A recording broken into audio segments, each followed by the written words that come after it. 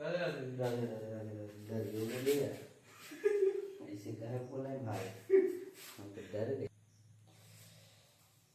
Hello दोस्तों, आज हम लोग चैप्टर 2 का ही अति लघुत्तरीय प्रश्न, जो कि इससे पहले हम लोग 1 से 6 तक का देख लिए थे, तो अगला 2 वीडियो में, पिछले 2 वीडियो में, तो अब हम लोग चैप्टर 2 का लघुत्तरीय प्रश्न पार्ट 3 को करते हैं।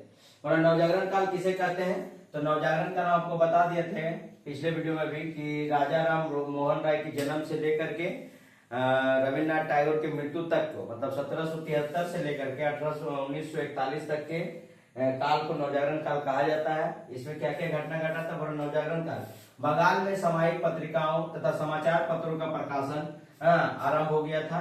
बंगाल में सामयिक पत्रिकाओं तथा समाचार पत्रों का प्रकाशन आरंभ हुआ था। बंगाल के इस सामाजिक, सांस्कृतिक और धार्मिक सुधार आंदोलन के समय को ही नवजागरण काल कहते हैं। बंगाल में सामाजिक, सांस्कृतिक और धार्मिक सुधार आंदोलन को ही नवजागरण काल कहा जाता है। बंगाल में सामयिक पत्रिका तथा समाचार पत्रों का प्रकाशन आरंभ हुआ, उसके साथ साथ सामाजिक, सांस्कृतिक और धार्मिक सुधार को काल को ही, सुधार आंदोलन को ही, समय को नवजागरण काल कहा जाता है। आगे पढ़ते हैं 2 नंबर क्वेश्चन, नील दर्पण की विषय वस्तु क्या है? नील दर्पण के विषय वस्तु क्या है? तो नील दर्पण का विषय वस्तु, नील दर्पण जो है, इसको दीनबंधु मित्र द्वारा 1860 ईस्वी में प्रकाशित किया गया था। ये नाटक नील के बंगला नाटककार दीनबंधु मित्र का 1860 ईस्वी में प्रकाशित नाटक नील दर्पण एक सशक्त नाट्य कृति ही नहीं है, बल्कि एक महत्वपूर्ण ऐतिहासिक दस्तावेज भी है। एक महत्वपूर्ण ऐतिहासिक क्या है? दस्तावेज भी है। इस नाटक में बंगाल में नील की खेती करने वाले अंग्रेजों द्वारा शोषण और भारतीय किसानों के ऊपर अमानुषिक अत्याचार की बड़ी भावपूर्ण अभिव्यक्ति हुई थी। जैसे कि नील दर्पण को जब एक नाटक लिखा था, दीनबंधु मित्र 1860 में जब इसको प्रकाशित किया था, तो उसमें नील की खेती करने वाले भारतीय किसानों पर बहुत ज्यादा अत्याचार किया जाता था। उसके बारे में एक विषय वस्तु को तैयार किया गया था कि इसका विषय वस्तु क्या है, ठीक है ना। तो सशक्त नाटक कृति बंगला नाटककार दीनबंधु मित्र 1860 ईस्वी में प्रकाशित नाटक नील दर्पण एक सशक्त नाट्य कृति ही नहीं, बल्कि एक महत्वपूर्ण ऐतिहासिक दस्तावेज भी है, जो कि हम लोग को दिखाता है कि किसानों पर कितना, नील की खेती करने वाले किसानों पर कितना अत्याचार किया जाता है। और इसी से प्रेरित होकर के 1917 में गांधी जी जब सबसे पहली बार चंपारण सत्याग्रह किए थे, तो उस समय में भी नीलों के खेती करने वाले किसानों पर बहुत ज्यादा अत्याचार किया जाता था, लगान किया जाता था। उसी से तिनकटिया पद्धति का भी जन्म हुआ था, इसी से प्रेरित होकर के। और अगला बोल रहा 3 नंबर क्वेश्चन कि एशियाटिक सोसाइटी की स्थापना किसने और कब किया था? तो एशियाटिक सोसाइटी की स्थापना सर विलियम जोन्स ने 1784 ईस्वी में किया था। एशियाटिक सोसाइटी की स्थापना सर विलियम जोन्स ने कब किया था? तो 1784 ईस्वी में किया था। आप इसका 4 नंबर क्वेश्चन, इसका आगे देखते हैं।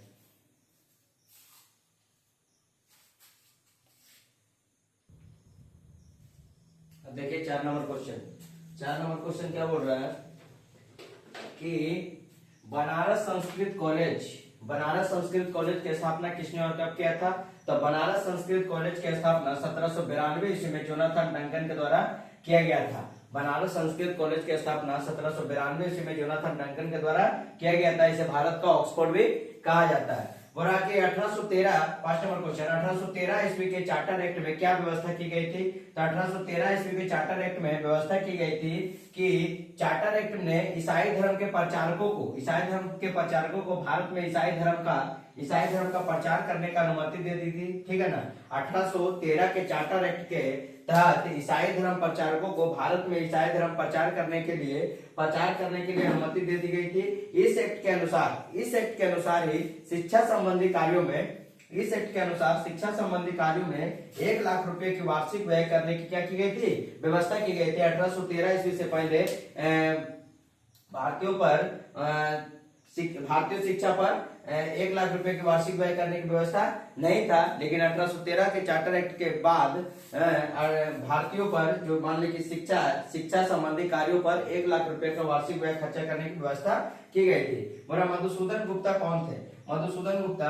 पंडित मधुसूदन गुप्ता का जन्म 1800 ईस्वी के हुगली जिला के वैद्यवाटी नामक स्थान पर हुआ था। पंडित मधुसूदन गुप्ता का जन्म 1800 ईस्वी में हुगली जिला के वैद्यवाटी नामक स्थान पर हुआ था। वे मेडिसिन की पढ़ाई की। वे किसकी पढ़ाई की थी? मेडिसिन की पढ़ाई की थी। 1840 में उसे डिग्री हासिल हो गया। डिग्री प्राप्त होने के बाद ये पहले व्यक्ति थे जिन्होंने पाश्चात्य मेडिसिन के कारण शव का विच्छेदन किया था, शव के बारे में बताया था विच्छेद करके। और 1845 ईस्वी में इन्हें हिंदुस्तानी मेडिसिन का अधीक्षक भी बनाया गया था। तो मैंने मधुसूदन गुप्ता के बारे में अगर आपको बोलेगा तो आपको ये चीज लिखना है कि इनका जन्म 1800 ईस्वी में हुगली के वैद्यवाटी नामक स्थान पर हुआ था। वो मेडिसिन की पढ़ाई की और 1840 में उनको डिग्री प्राप्त हुआ और वो 1845 ईस्वी में हिंदुस्तानी मेडिसिन अधीक्षक का अध्यक्ष भी बनाया गया था। और इन्होंने सब का सबसे पहले विच्छेदन मधुसूदन गुप्ता ने ही किया था। अब आगे देखते हैं 7 नंबर क्वेश्चन।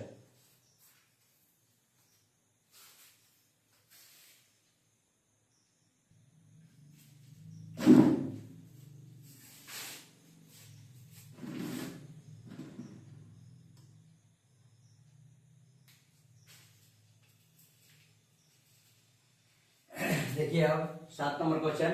बड़ा सती प्रथा को किसने और कब अवैध घोषित किया था? तो हम इससे पहले बताते हैं सती प्रथा को राजा राम मोहन राय के प्रयास से लॉर्ड विलियम बेंटिंग के द्वारा इसे अवैध घोषित किया गया था 1829 ईस्वी में। बोला क्या सती प्रथा को किसने और कब अवैध घोषित किया? तो सती प्रथा को राजा राम मोहन राय के प्रयास से लॉर्ड विलियम बेंटिंग ने दिसंबर 1829 ईस्वी में सती प्रथा को अवैध घोषित किया था। ठीक है, दिसंबर 1829 ईस्वी में सती प्रथा को अवैध घोषित किया था। और लॉर्ड विलियम बेंटिंग के बारे में बताए थे कि लॉर्ड विलियम बेंटिंग जो भारत के क्या थे? पहले गवर्नर जनरल थे। लॉर्ड विलियम बेंटिंग जो भारत के पहले क्या थे? गवर्नर जनरल थे। बोला कि राजा राम मोहन राय द्वारा लिखित पत्र पत्रिकाओं का नाम बताओ। तो राजा राम मोहन द्वारा बहुत से पत्र पत्रिकाएं लिखे गए थे, जिसमें सबसे पहले उन्होंने संवाद कौमुदी 1819 ईस्वी में पहली साप्ताहिक पत्रिका संवाद कौमुदी का प्रारंभ किया था। कब किया था? तो 1819 ईस्वी में संवाद कौमुदी को प्रारंभ किया था। उसके बाद 1822 ईस्वी में फारसी में मिरात अल अखबार, ठीक है, फारसी भाषा में मिरात अल अखबार और 1829 ईस्वी में हिंदी में बंगदूत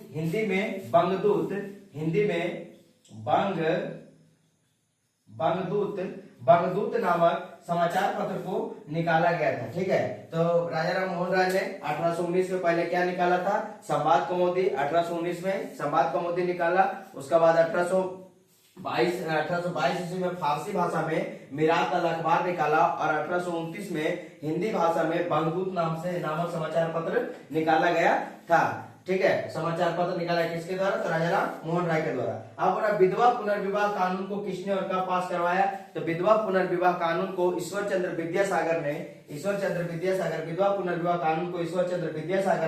1856 ईस्वी में पास करवाया था। और उस समय गवर्नर जनरल कौन था? तो लॉर्ड कैनिंग था। उस समय गवर्नर जनरल कौन था?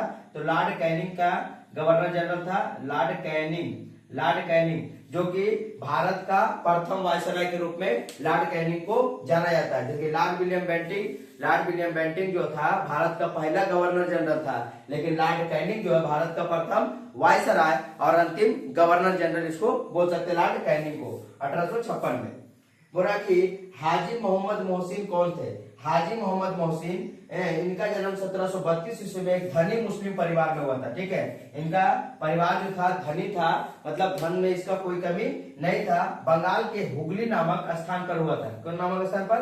तो हुगली नामक स्थान पर हुआ था। और अपने ये मोहम्मद मोहसिन जो है, हाजी मोहम्मद मोहसिन अपने दानशीलता के कारण इतिहास में प्रसिद्ध था। ये दान करने में कभी भी कोई कसर नहीं छोड़ते थे, इसीलिए इसको दानशीलता के कारण इतिहास में प्रसिद्ध था। हुगली में प्रसिद्ध इमामबाड़ा इन्हीं के द्वारा बनाया गया था। ठीक है, हुगली में जो प्रसिद्ध इमामबाड़ा था वो किसके द्वारा बनाया गया था? तो हाजी मोहम्मद मोहसिन के द्वारा ही बनाया गया था। फिर से एक बार देख लेते हैं कि सती प्रथा अवैध किसने किया था, कब अवैध घोषित हुआ? तो 1829 ईस्वी में। हम एक डेट को लेकर के इस चैप्टर का पूरा डेट जितना मतलब सभी डेट को एक बार लेकर के और कब से कब क्या क्या हुआ है सब एक बार हम करा देंगे। तो सती प्रथा को 1829 में लॉर्ड विलियम बेंटिंग और किसके प्रयास से, तो राजा राम मोहन राय के प्रयास से सती प्रथा को अवैध घोषित किया गया था। और सती प्रथा को अवैध घोषित राजा राम मोहन राय इतना जोर क्यों देते हैं, क्योंकि इनके खुद बड़ी भाभी उसका शिकार हो गया था। इसलिए राजा राम मोहन राय द्वारा लिखित पत्रिका कौन कौन थी, तो 1819 में संवाद कौमुदी था, 1822 में मिरात अल अखबार जो फारसी भाषा में थे, 1829 में बंगदूत को इसने क्या कह रहा था, नामक समाचार पत्र निकाला था। विधवा पुनर्विवाह कानून किसने और कब पास करवाया, तो विधवा पुनर्विवाह कानून ईश्वर चंद्र विद्यासागर द्वारा 1856 में करवाया गया था। किसके शासनकाल में, तो लॉर्ड कैनिंग के शासनकाल में। गवर्नर जनरल को आप ध्यान में रखिएगा। और हाजी मोहम्मद मोहसिन कौन था, तो हाजी मोहम्मद मोहसिन एक धनी मुस्लिम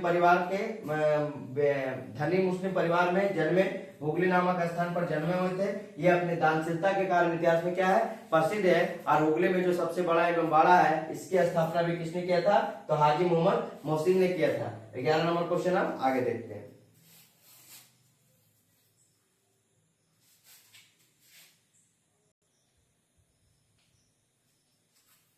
देखिए 11 नंबर क्वेश्चन, बोला सर्वधर्म समन्वय से आप क्या समझते हैं। सर्वधर्म समन्वय से आप क्या समझते हैं, तो ये कथन रामकृष्ण मिशन ने कहा था कि सभी धर्म क्या है, एक है, सभी धर्म क्या है, एक है। और वो कहते हैं कि रामकृष्ण परमहंस ने सभी धर्मों के एक उद्देश्य माना है। रामकृष्ण परमहंस जो कि स्वामी विवेकानंद के क्या रहे थे, गुरु रहे थे, सभी धर्मों का एक उद्देश्य माना है तथा सभी धर्म ईश्वर तक पहुंचाने में सभी धर्मों को ईश्वर तक पहुंचाने में विभिन्न धर्मों का मार्गों का काम करते हैं, विभिन्न धर्मों का मार्गों का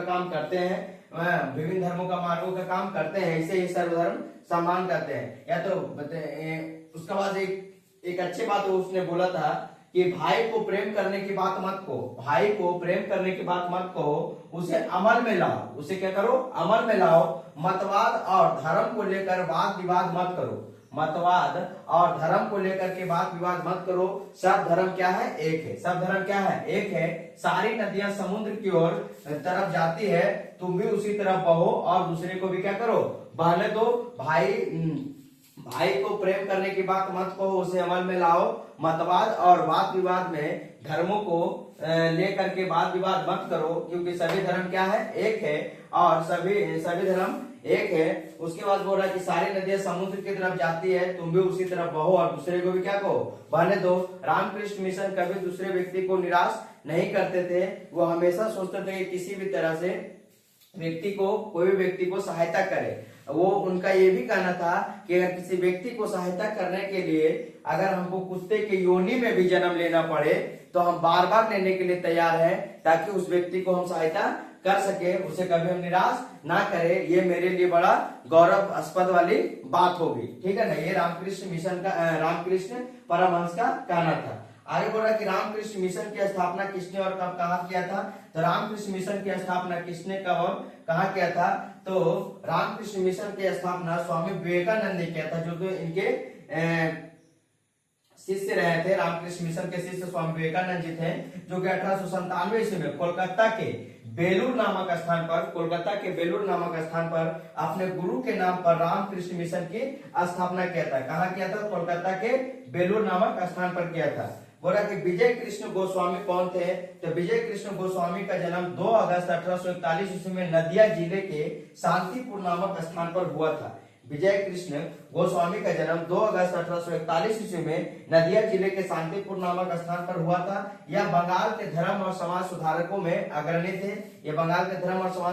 अग्रणी थे। इन्हें चैतन्य महाप्रभु के अवतार भी क्या कहता था, कहा जाता था। चैतन्य महाप्रभु का अवतार किसे कहा जाता था, तो विजय कृष्ण गोस्वामी को। अब 2 क्वेश्चन बचा है, इसका आगे देखते हैं।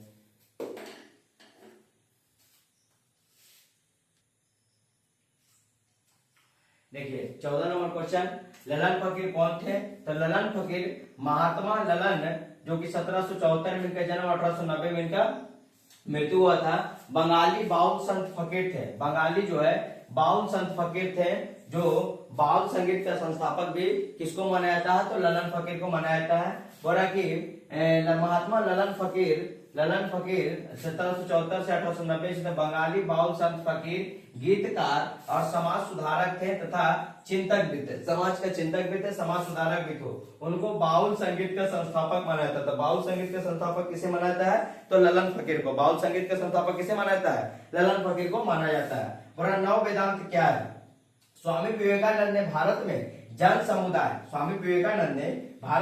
समुदाय सामाजिक, धार्मिक एवं आर्थिक परिस्थितियों के निकट से देखा था तथा समझा था। ठीक है, स्वामी विवेकानंद जी ने भारत में जन समुदाय सामाजिक, आर्थिक परिस्थितियों को निकट से देखा तथा समझा था। उनके विचारों पर सबसे गहरा प्रभाव प्राचीन भारतीय दर्शन की विशेषता ही क्या है, वेदांत दर्शन का है। ठीक है, उनके विचारों पर सबसे गहरा प्रभाव प्राचीन भारतीय दर्शन विशेषता का वेदांत दर्शन का है। ठीक है, आपका 1 से लेकर के 7 तक सभी प्रश्नों का उत्तर हम एक एक करके देते चले गए हैं। आप लोग आराम से कॉपी में नोट करके पढ़िएगा और पढ़ने के बाद इसको आराम से एग्जाम का टाइम में देख करके चले जाइएगा, ताकि आपका अच्छा से अच्छे नंबर आ सके। और बाबू जितना अच्छा से पढ़िएगा उतना आगे बढ़िएगा।